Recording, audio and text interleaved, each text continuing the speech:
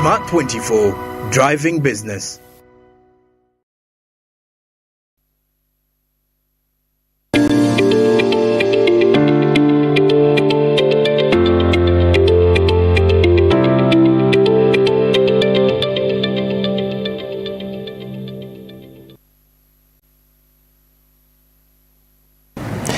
Hello, very good morning and warm welcome to the show. Thank you for joining us this morning. This is Financial Markets. My name is Anthony, your host. Welcome back from Smart Means Business. And of course, we get to now get you through what's currently happening in the local and regional as well as the international markets. The show is proudly sponsored by Altex East Africa, your number one trading platform when it comes to treasury bonds. Altex East Africa, now under ZABU initiative, is saying that your money, your future, you are doing something new. Now, what Altex is bringing on the table under ZABU is an initiative where they're helping you access the treasury bond market, but also trade with as low as 15,000 Ugandan shillings, and of course get to enjoy market interest rates that are the highest in the region in both your local country, maybe in Uganda, if you're in Kenya, in Tanzania, within East Africa, and the markets of course giving you accessibility and affordability at the go. Altex East Africa is regulated by the Capital Markets Authority of Uganda. Under ZABU, you can do something new. Today, of course, it's a Friday. It's 14th of July, and we are almost halfway the month. And yes, the first quarter is done. Second quarter is done. We are now moving, of course, very fast into the third quarter of the year 2023. A new financial year has dawned upon us, and this being a Friday, we get to look back and reflect on how the week has actually moved for all the markets in the overall. But looking at the Uganda Securities Exchange, one of the things we're going to look at is the monthly performance for the month of May. The Uganda Securities Exchange released their monthly bulletin, and under this bulletin, of course, we have different market performances, counters that have performed well, those that haven't performed well, those that have reached the expectations of their investors, and those that haven't. We will also be looking at the some of the financial statements here from the different companies that have actually been able to issue dividends this year. In a special way, we've had a lot more dividend issuances than last year. Last year was affected by COVID-19 because it was a recovery period. And so institutions like financial institutions were unable to issue dividends, and regulations by the central bank to maintain capital reserves so that they could actually be able to absorb the shock from the COVID-19 pandemic. So for that matter, this year has seen a lot of activity towards the end of the financial year. In January, from January to March, and then from March to June, where we've had quite a number of companies have annual general meetings, unleashing of the financial statements for the year 2022, all that covered up in this particular period, the first 2 quarters of the year 2023. That has seen a lot of activity, as we are going to see from the May bulletin, for example, of the Uganda Securities Exchange. But let's have a look at the Uganda Securities Exchange trades yesterday before moving ahead. In aggregate, out of the 18 listings on the Uganda Securities Exchange, only 3 participated in the trades, and the day ended with 5 gainers and 3 losers on the market. Now, Uganda Securities Exchange saw at least the top companies, including Uganda Clays, the Equity Bank Limited stock, East African Breweries Limited, Jubilee Holdings, and Nation Media Group top the table in as far as gains are concerned. In this list, I'll pick out Uganda Clays Limited because we haven't had activity on Uganda Clays for some time, at least a couple of weeks, but we are seeing a return to activity here in the Uganda Securities Exchange trading. Now, Uganda Clays Limited is, of course, a clay manufacturing company. It manufactures clay products, especially those pertaining to construction, including max pans, including tiles, walling, and other building materials. Uganda Cranes Limited holds a stock of about 12.4 billion Ugandan shillings, which represents 0.07% of the entire Uganda Securities Exchange equities market. Now, as per yesterday's trade, Uganda Cranes stock added 0.81 Ugandan shillings on their price, closing off the day at 13.81 Ugandan shillings, at 6.23% appreciation in the price. Uganda Cranes before this has been trading at 15 Ugandan shillings. When I look at the past 4 to 5 days, the stock has dropped significantly. When you look at, for example, let's see, the weekly performance in just 7 days, the stock has lost 7.93%. And in year-to-date performances, the stock began this year with a price of 17.20 Ugandan shillings, and as per the current trade, they have shedded off at least 19.7% of their value there on the exchange in terms of year-to-date performance. This ranks them the 13th stock in terms of year-to-date performance on the exchange. Worries of the shareholders can be compounded by the fact that Uganda Cranes Limited has lost 8% as well in the month-on-month performance, comparing the month of June to July, where we are currently. Uganda Cranes, however, what returns the hope of investors is the fact that Uganda Cranes is the 7th most traded owned stock on the Uganda Securities Exchange over the past 3 months, from the 11th of April to the 13th of July. The recorded volume has been about 234,909 shares, valued at 3.25 million Ugandan shillings. At the moment, on average, they trade about 3,729 shares per trading session. That is Uganda Cranes for you. Uganda Cranes also issued the dividend this year, and as per their financial statements, they will definitely issue that dividend this year. So it's one of those stocks that performed well as per the monthly bulletin of the Uganda Securities Exchange.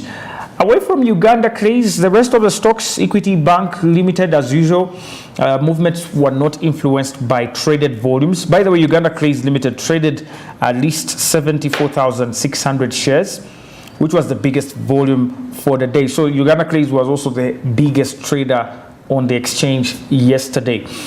But in as far as other gainers are concerned, the stocks that gained, including Equity Bank Limited and East African Breweries Limited, as well as Jubilee Holdings Limited, they were cross listings, and definitely nothing was traded on these stocks. Equity Bank Limited, however, added 1.48% of value to their price and closed off at 1,079 Ugandan shillings, whereas the Jubilee Holdings Limited stock added 0.03%, and this was closing at 4,925. Nation Media Group added 0.02% and closed off at 519 Ugandan shillings. On the losing side, we have 3 stocks. That was KCB, Centum, and Kenya Airways. And KCB at least lost 0.4%, whereas Centum lost 0.23%, and Kenya Airways lost 0.23% on the exchange. Now let's have a look at this very unique story about the monthly performance of the capital markets here in Uganda in the month of May. When you look at this report, it's released every month, and I would advise every shareholder of any company, every investor, every interested trader or learner out there who wants to learn more about the markets to always grab yourself a copy of this quarterly bulletin. It will definitely give you a lot of value, for valuable information, but also it will also give you a picture of what is happening in the Ugandan market, so you can make very informed decisions. Now, as per the report here on the Uganda Securities Exchange, Umeme, Stanbic, and MTN Uganda continue to be the dominant companies in as far as trading is concerned on the exchange. In the first quarter of the of the trade here at the Uganda Securities Exchange. Umeme contributed 3/4, I mean 75% of trading on the Uganda Securities Exchange market turnover in the month of May, boosted by high dividend issuances as well as foreign investment. The power utility company dominated the monthly activity in May, according to the Uganda Securities Exchange. It accounted to close to 67.91% of the total turnover on the bourse. Traders leveraged especially on the slowed down inflation within still the month at a rate of 6.2%. Remember, last year we were talking about interest rates being very high. Inflation was as high as 10%. So that, of course, affects how traders or how investors are going to be investing. Now, when you look at the inflation data right now in Uganda, we are now at a level at about 6.2%, at least by the month of May, down from the earlier 8% in April as well, which had eaten especially into the purchasing power of investors. This was attributed especially to the drop in prices of food crops, as well as energy, fuel, and utilities prices, which carry the biggest weights on the consumer price index, according to a report from the Uganda Securities Exchange. Now, the annual inflation, which is the headline inflation for food crops related items, it fell from 25.3% in April, at least to 15.7% in the month of May. Stanbic Bank, on the other hand, followed Umeme, contributing at least 21.56%.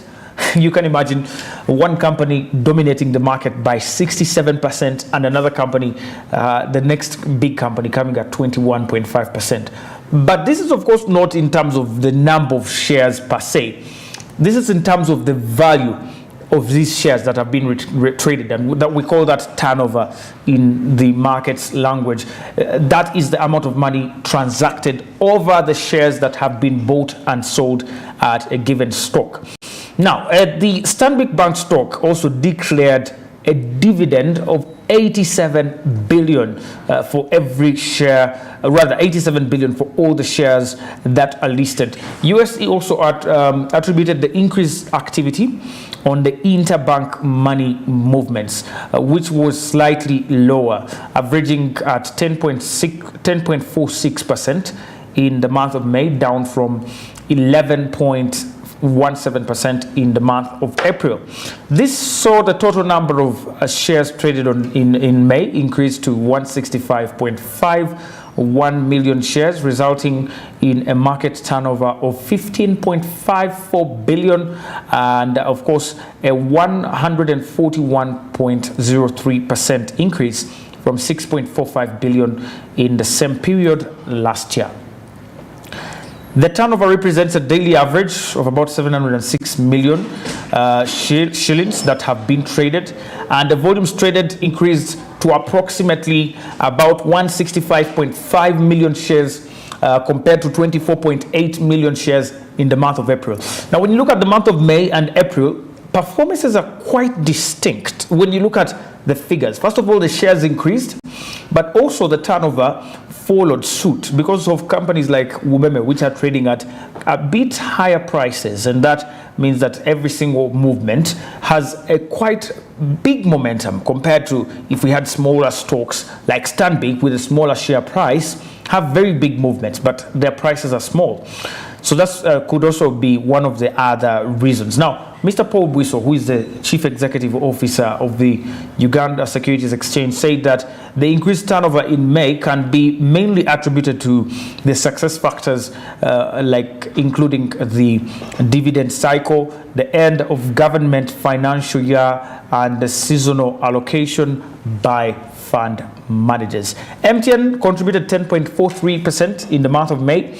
And this was the third best performance on the Uganda Securities Exchange, followed by National Insurance Corporation, followed by Bank of Baroda Uganda, who had a bonus issue within the period, and Sipla Quality Chemical Industries. Other counters that posted good performance included New Vision and DFCU Bank recently, who also issued a dividend after 2 years of no dividends at all, and these all at least contributed about 0.08% each one of them by volumes as well as by turnover on the market.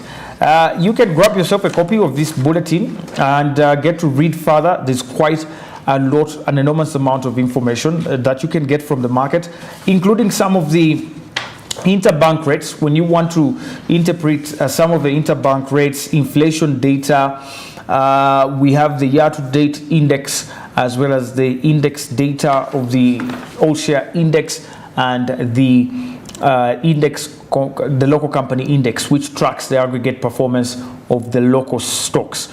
All that and more can be found on the Uganda Securities Exchange monthly bulletin.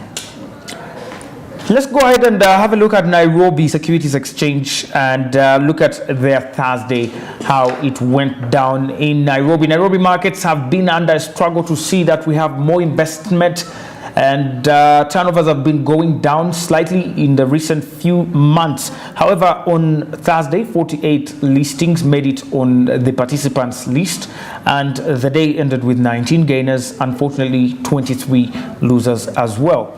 Women led the gainers at an 8.33% gain after closing off at 13.0 Kenyan shillings per share. It was followed by Longhorn Publishers at a 5.58% appreciation in price, and Samia Africa at a 5.16% appreciation, whereas Ken General Group at least was at a gain of 3.46%. On the losing side, Ever Ready East Africa at least came out with the biggest loss after depreciating by about 9.36%, and this was closing off at 1.55 Kenyan shillings per share. Crown Paints Kenya also came out at the bottom at an 8.48% depreciation in price, and East African Cables at least 8.08% depreciation, and Nairobi Business Ventures lost about 7.25% on their value on the exchange. Surprisingly, on the participants list, Kenya Power and Lighting Company came out on top at about 2.14 million shares.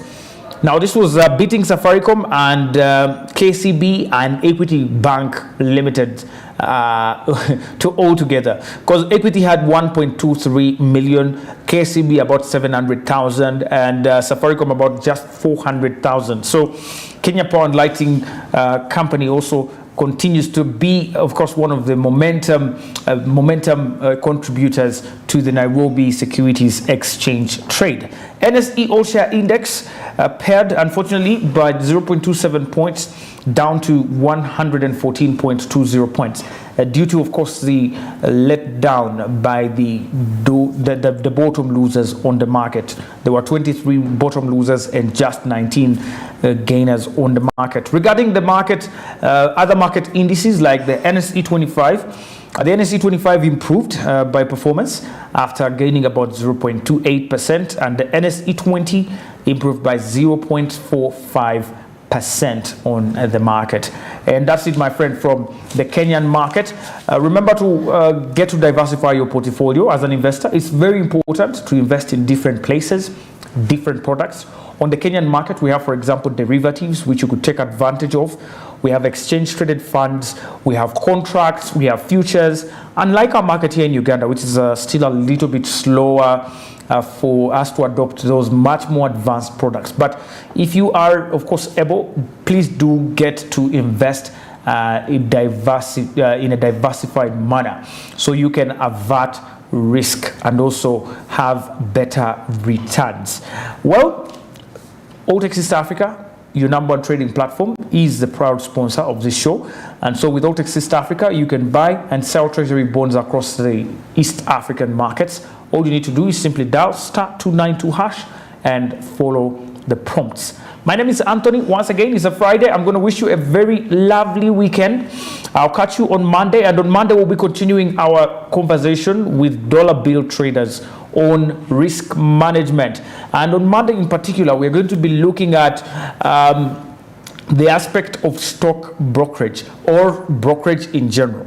brokers play a very vital role to unite buyers and sellers, but also to unite investors in the markets. You have forex markets, you have cryptocurrency markets, you have the stock markets, and all these have intermediates, which are brokers. Why do we need brokers in the markets, and what is the expectation from the investor as far as the stock brokers or the brokers' roles are concerned? That and more in the Monday show. Otherwise, I wish you a very lovely weekend. See you on Monday. Bye for now.